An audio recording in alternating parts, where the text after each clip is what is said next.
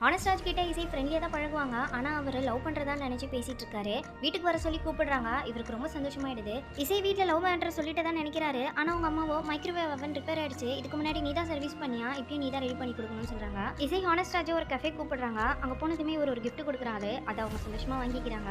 Cappuccino order பண்ணியிருப்பாங்க. நம்ம மேலே லவ் இருக்கிறதுனால தான் ஹார்ட் சிம்பிள் போட்ட காஃபி வந்திருக்குன்னு நினைக்கிறாரு. ஹானஸ்ராஜை ஐடி கம்பெனியில் சேர்த்து விடுறதா சொல்லியிருப்பாங்க. அதுக்கான ட்ரைனிங் கொடுக்குறாங்க. இவர்கிட்ட எல்லா வேலையும் கொடுத்துட்டு இவங்க போய் ஹரிஷ் கிட்ட பேசிட்டு இருக்காங்க.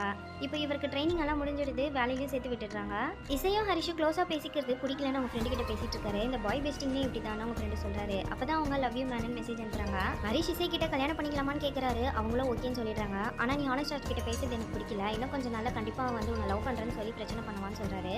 இசையும் ஹானஸ்ராஜ் என்னுடைய பெஸ்டி, அவன் அப்படிலாம் கிடையாதுன்னு சொல்லிடுறாங்க. ஆனா அவர் வந்து என்ன நீ ஹரிஷ் கிட்ட பேசிட்டு இருக்க, அவங்க கிட்ட பேசக்கூடாதுன்னு சொல்லி பிரச்சனை பண்றாரு. இதனால இசை ஹானஸ்ராஜை திட்டி அனுப்பிடுறாங்க. ஹானஸ்ராஜ் ஆஃபீஸ்ல வேலை செய்யற பொண்ணு கூட்டி விடுறாரு. இசை முறைப்பாங்க.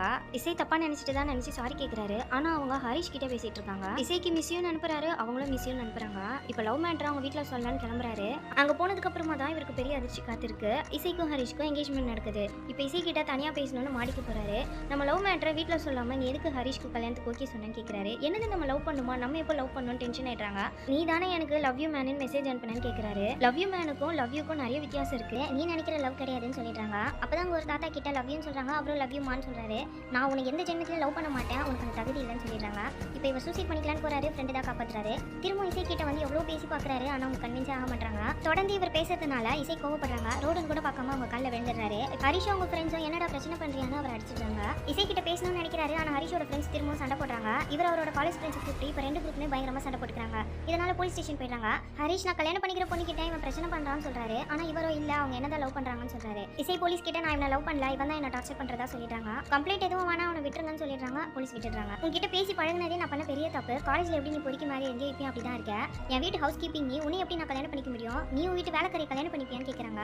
இவங்க பேசுற எல்லாத்தையும் ஹானஸ்ராஜோட அப்பா அம்மா கேட்டுறாங்க. ஹானஸ்ராஜோட அம்மா இப்போ அவர்கிட்ட பேச மாட்டாங்க. அவர் இதை நினைச்சு ரொம்பவே ஃபீல் பண்றாரு. ஹானஸ்ராஜோட தங்கச்சி சொல்றாங்க, லவ் பண்ற பொண்ணு பிடிக்கலன்னு சொன்னா அவங்க தொடர்ந்து ஃபாலோ பண்ணி டார்ச்சர் பண்ணக்கூடாது, அதுவே அவங்களுக்கு ஒரு வெறுப்பு உண்டாக்கிடும். நீ அவங்களை ஃபோர்ஸ் பண்ணாம இருந்தா கண்டிப்பா அவங்க கணக்கு நீ நல்லவனா தெரிஞ்சுப்பேன்னு சொல்றாங்க. இவரும் அதை பத்தி யோசிக்கிறாரு. இசை ஹரிஷோட ஃப்ரெண்ட்ஸ் கூட பார்ட்டிக்கு போயிருக்காங்க. அப்பதான் ஹரிஷும் ஒரு பொண்ணும் லிவிங்ல இருந்த விஷயம் தெரிய வருது. இதனால அவங்க கோவப்படுறாங்க.